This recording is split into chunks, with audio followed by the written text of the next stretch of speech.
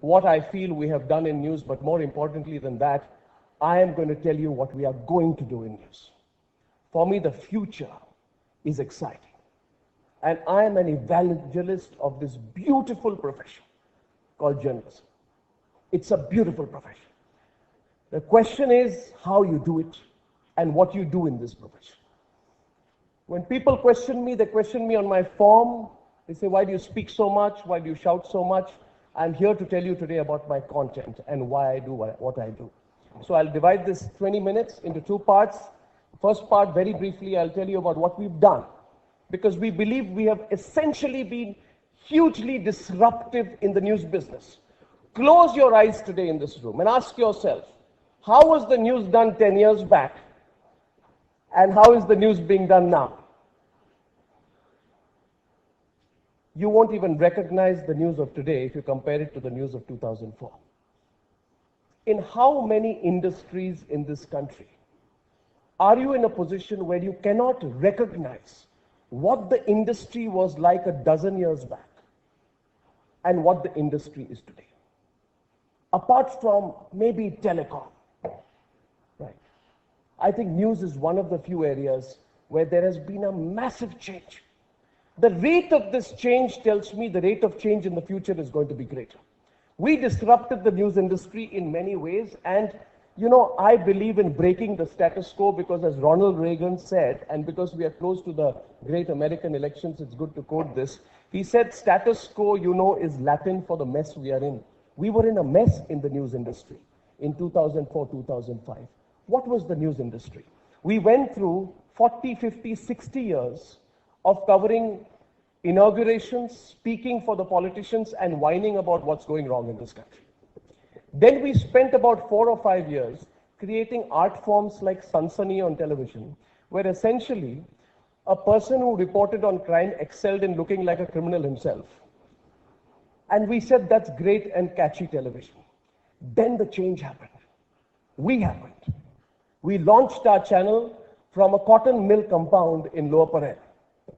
And I can confidently tell you this, from that day, on January 31st, 2006, till this point today, news has never been the same again. The bottom line is we changed it all. And how did we change it? Quickly to tell you about how we disrupted this business. The first is 5 premises. The first premise is challenge everybody. Challenge everybody, including religion. Break the cardinal rule in India that nobody questions religion. Question everybody, including religion. Last afternoon, 286 days after we picked up the right to pray issue, I don't know if you followed it over the last few days, 286 days after we picked up the right to pray issue in the context of Sabrimala, the Haji Ali Dargah Trust allowed women the right to enter the sanctum sanctorum of the shrine as men, something which had been denying since 2012.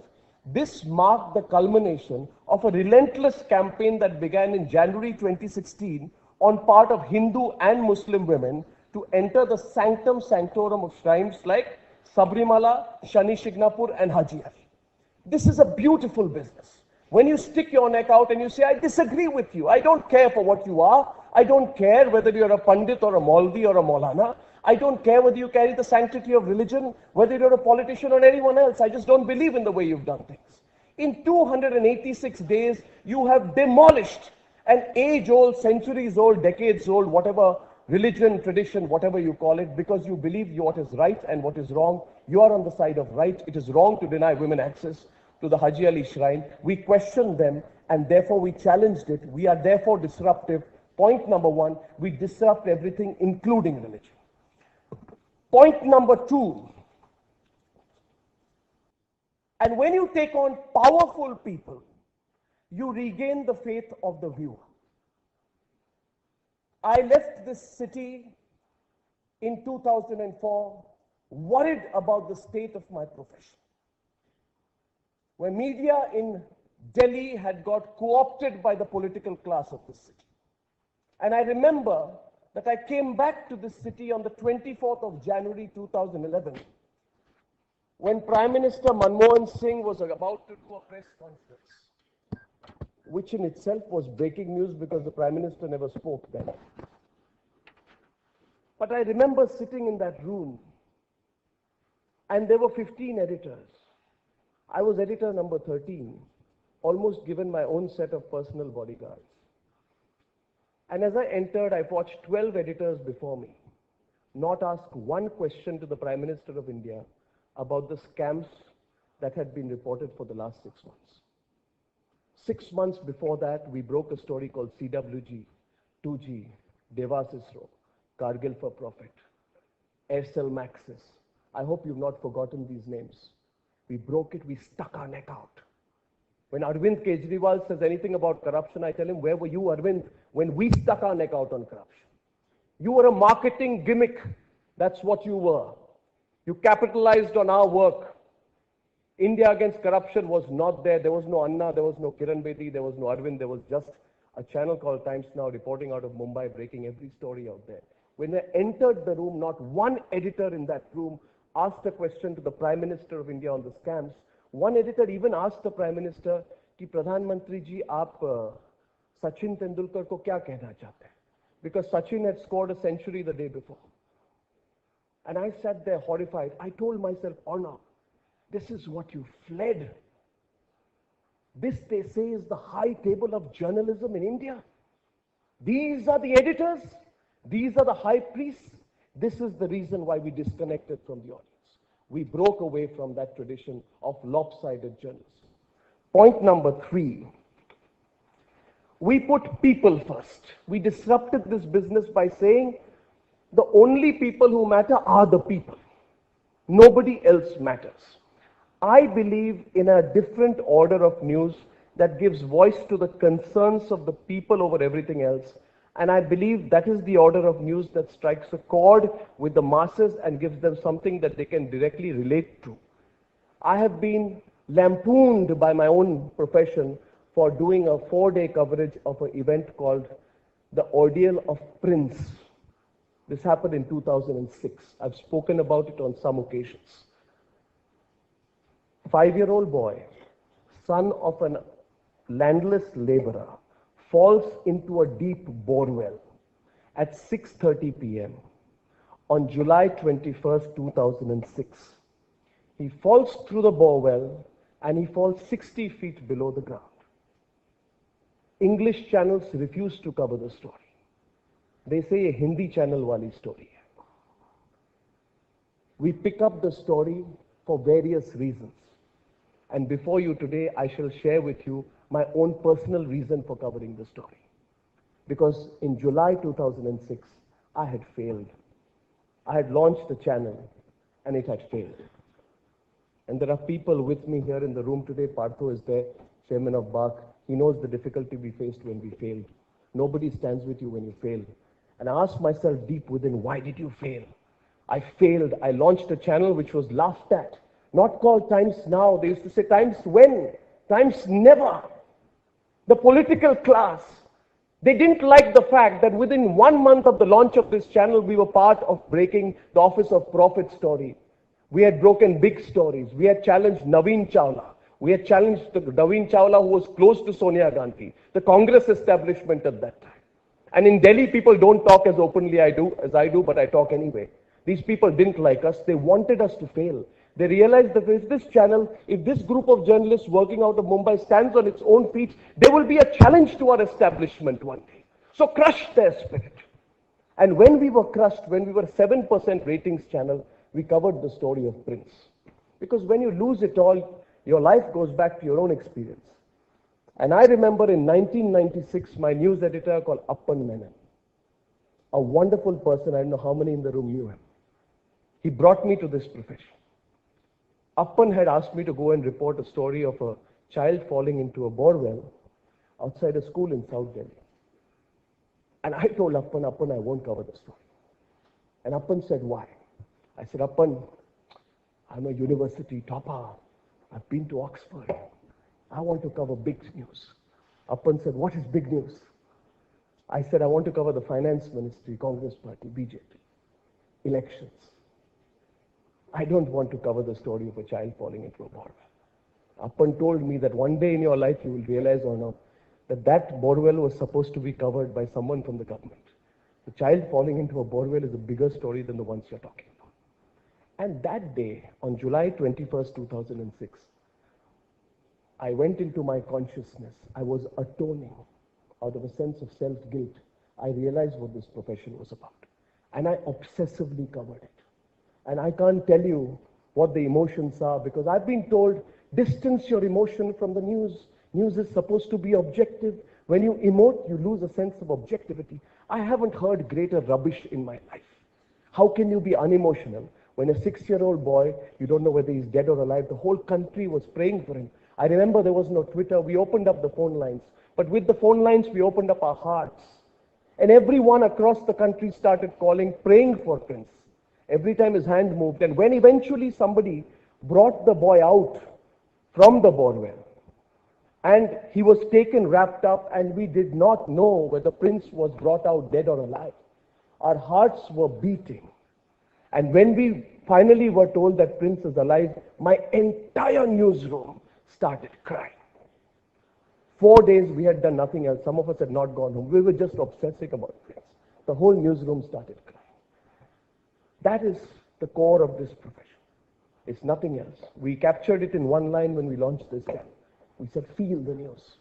Feel it in your heart. Strike a chord with the people. It will make a difference.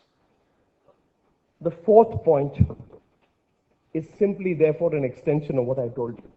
You have a direct connect and you touch the hearts of people. We've done it many times. I won't go into the details. You know that we have changed the basic rule of journalism and said, if we believe in something, we are not hesitant to make a campaign out of it. We made a campaign of Nirbhaya. We made a campaign of India against corruption. And people asked me, were you part of a political effort against the Congress government? Did you take it personally when you broke the scams, so personally that you became part of a political movement on India against corruption? No, we were not. We sat down in a room, and I remember I discussed as clearly as this. I said I disagree with the views of some of the people like Prashant Bhushan, who are part of India against corruption, but I disagree with him on his position on Kashmir. But the issue of corruption is greater. We fought on the issue of corruption. We made a campaign of it.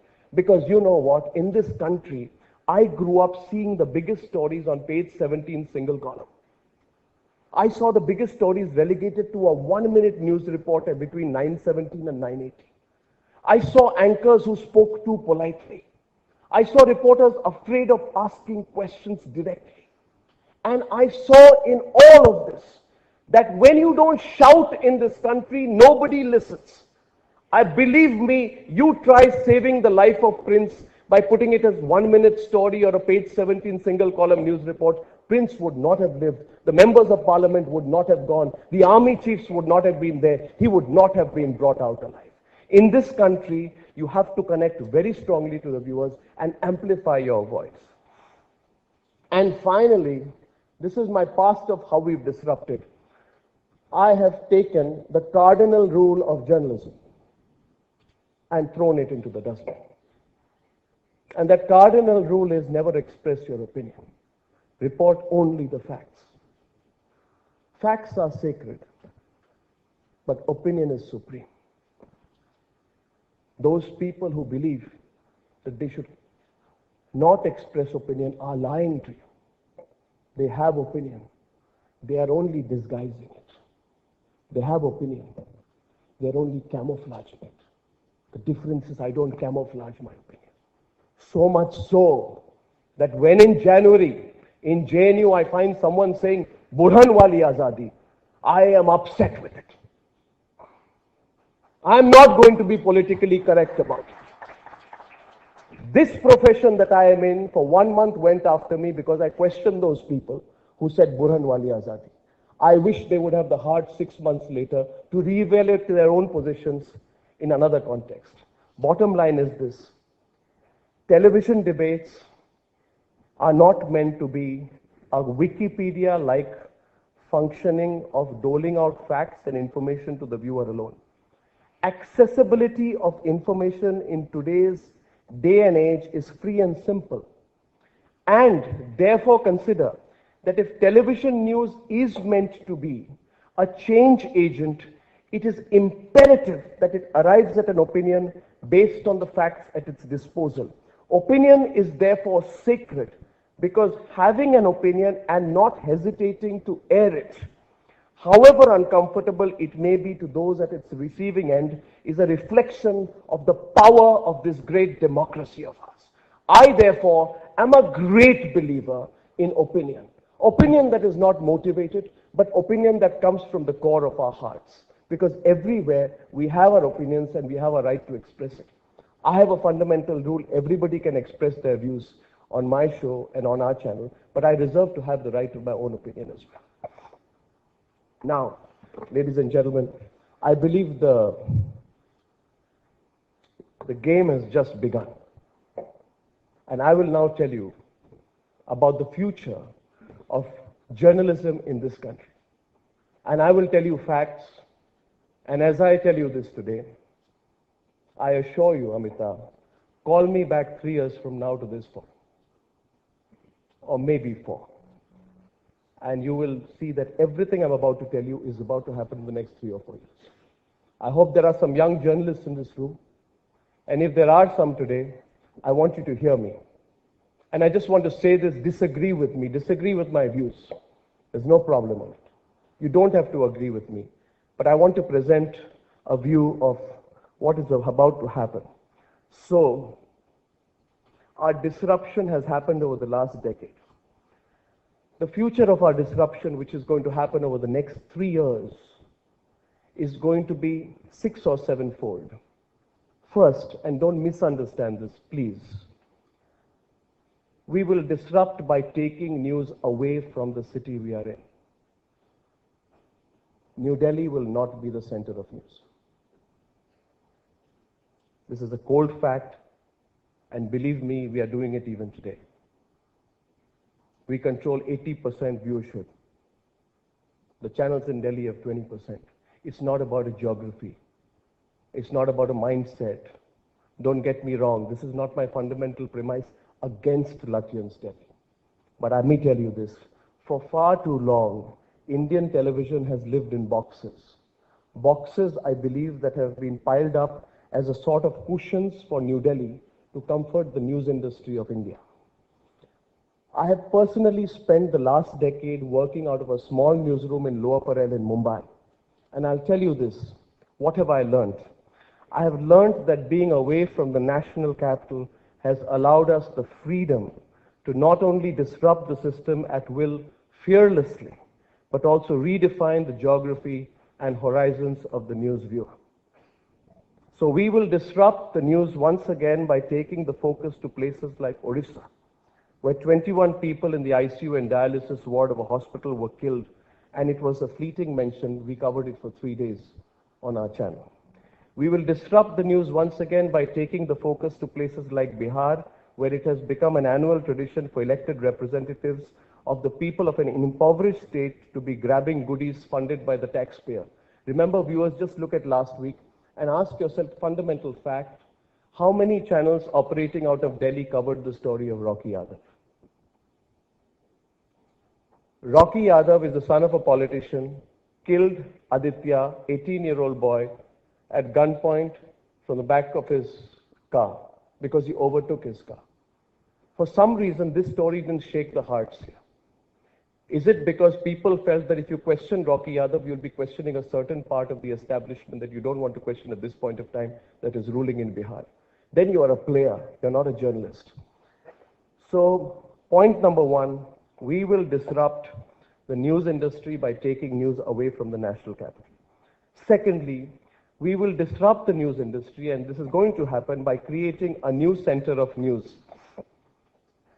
We will ensure that despite the sheer volume and numbers, the national capital of India does not remain the news center for Indian journalism, because India needs to be defined beyond New Delhi, and the change makers, despite, also need to start growing out of the national capital. 17 major news channels of India serving the country are based in Delhi. I will not take names. Ask yourself the extent to which they have served the democracy of this country. There are 16 major newspapers which capture about 80% of the market based out of Delhi, ask yourself whether they've really made the change. And if they haven't, let's ask ourselves the serious and tough question about it. The third way we will disrupt the news industry is we will end the interdependency between news and politicians. I dream of an independent media, where the interdependencies between the politician and the media are reduced as much as possible. For far too long, and I don't know why we have allowed this. For far too long, the news in this country has been using the political class as its crutch or shoulder to lean on. For far too long, the system of news has seen itself as free only to cave in and work on compromise formulas from time to time, thereby only embarrassing itself and humiliating the tenets of journalism in India's 70th year of independence. I dream of a different system. I dream of an independent media which has the maturity to regulate itself and the fearlessness to be answerable to nobody but to itself. Point one. Point two, I truly dream of an independent media where the power of independence, of its responsibility and its answerability does not go beyond itself, where even if it means that we limp on one leg, don't use that crutch. I would rather limp on one leg for the rest of my life as a journalist than use politicians as my crutch. And I have proven it time and again. The fourth way we will disrupt the news industry is to prove that money means nothing. Viewers know that this channel which we run is not run on the power of money. In the future, money will be an enabler. Money will not be the difference between winning and losing. And I can expand this to you. Money does not buy you connection with the viewer. Money does not buy you eyeballs.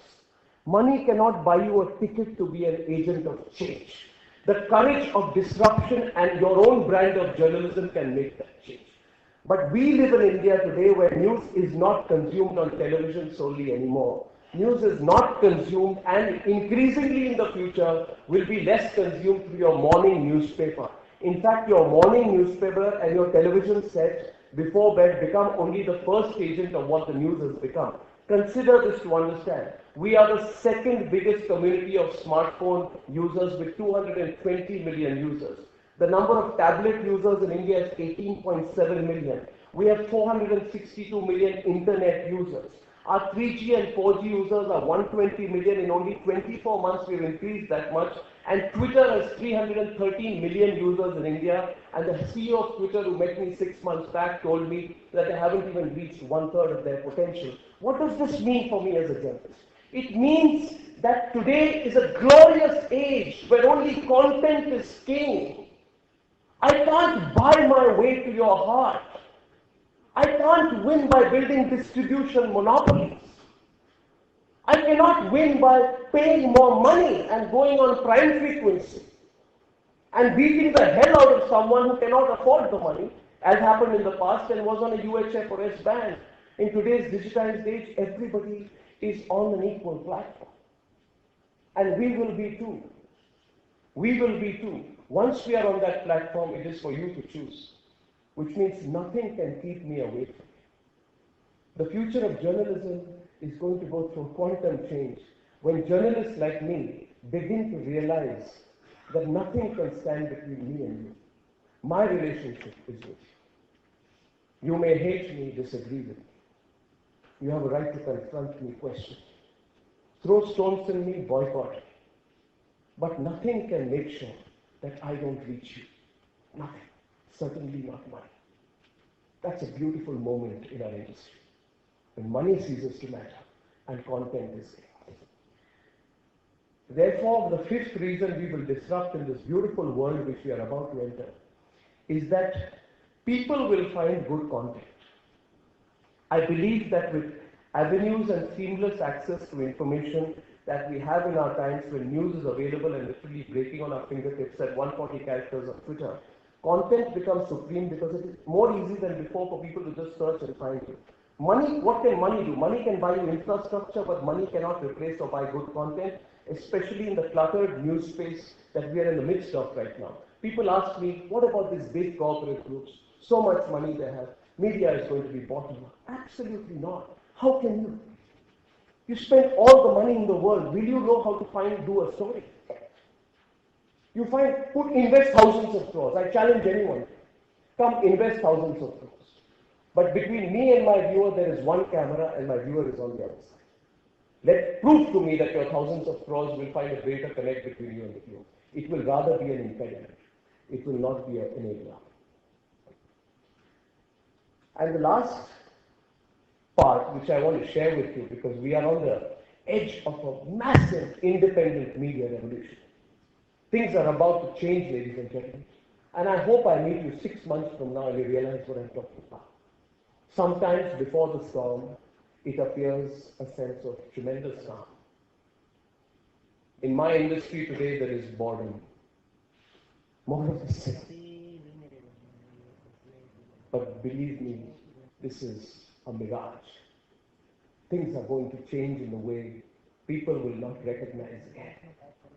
Believe me, what will happen in this country if a group of content creators takes the power of media into its hands and says, we know how to do journalism, and we owe it to nobody and nowhere to find a connect with our viewers. That's when journalists and content creators will become independent. The churn has started. People are thinking the revolution is about to come. Indian media in the next 3 or 4 years, and I said this to the Financial Times of London a year back, is going to go global in the next 3 or 4 years. Just 3 to 4 years from now, we will launch from this country on our soil, from Lower Parel or Lachinsgate, or Bangalore or Guwahati or Kolkata. We are going to launch the big challenge to global media, whichever the form. I don't find BBC or CNN to be sacred cows of journalism. I don't believe we have anything to learn from Al Jazeera. I have in our channel, when we launched a tie-up with Reuters and trained 20 to 25 people of the finest people who came from print, we trained them in television, and today they control newsrooms worldwide. If we can train professionals from UK and America in India on how to become television journalists, find me a justifiable reason why the time should not come when we should be doing it ourselves. I'll tell you a small story. I have a reporter called Niranjan Swami. We sent him to cover Modi's visit when he went to London. And he called me one day and he said, the Paris attacks. I want to go to Paris. I said, please go. He landed in Paris. The next day after that, he says, I need to speak to you urgently. I said, what's happening? He said, I'm in Brussels. I said, what are you doing in Brussels? He says that the terrorists have been found in the locality. And he said, what are you doing? He says, I've been reporting live. Switch on the TV. I said, but how are you reporting? You don't have anything with you. Camera, logistics, nothing. He says, boss, you need nothing today. I've got a selfie stick. And I've been reporting live on my selfie stick for the last 1 hour. And I said, but how did you get that? He said, I'm so excited. I said, where is BBC and CNN? He said, boss, they haven't even woken up. And believe me, an Indian reporter in Brussels reached the site 3 to 4 hours before operations that spent $2 billion. Now, if one reporter can do that, it's the power of an idea. And I'm sharing with you the greatest power of an idea, and I'm asking you this, will you not be proud when one day from our soil we will actually be a soft power doing news, not just for India, but for the world? What comes between us and that? Not ambition, just the thought. We will be disrupting it in the next 3 or 4 years. And Amita, I've said I'll come back to you and prove you right. Or rather prove myself right. We are ready to go global, and I give it 3 or 4 years. Now we are speaking at a time when advocacy groups in the US are urging US regulators to consider blocking AT&T's purchase of Time Warner. Now I have a different idea. I dream of a media that has the power and the independence, but most importantly, the worth. Time Warner should have bought AT&T and not the other way around. It's a beautiful collaboration between distribution and content. There are business heads in the room, they understand that even content carries risk. I dream of a media in which it is a time warner buying an AT&T and not the other way around. Ladies and gentlemen, we've shaken up the Indian system quite successfully to redefine Indian news. I began by telling you that things have changed in the way news was done 10 years back now. Just to say at the very end, monopolies will fall when news changes and when the revolution comes. Like old monopolies fell in the past, all monopolies will fall once again. New ones will come. And the new ones will be the guys who believe and show the world that content will be ruled by content, made by content, driven by citizen-focused, impact-driven news in a digital ecosystem, powered by television, that is answerable and responsible to itself. I have come before you today to seek your support for it. And I know many of you may watch me, many of you may disagree.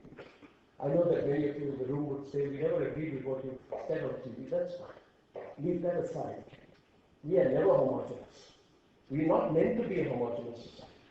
A society that is homogeneous is a boring society. We believe in dialectics, disagree. That's what our democracy is about. I have come to request you for your support in this dream. Because I have this dream.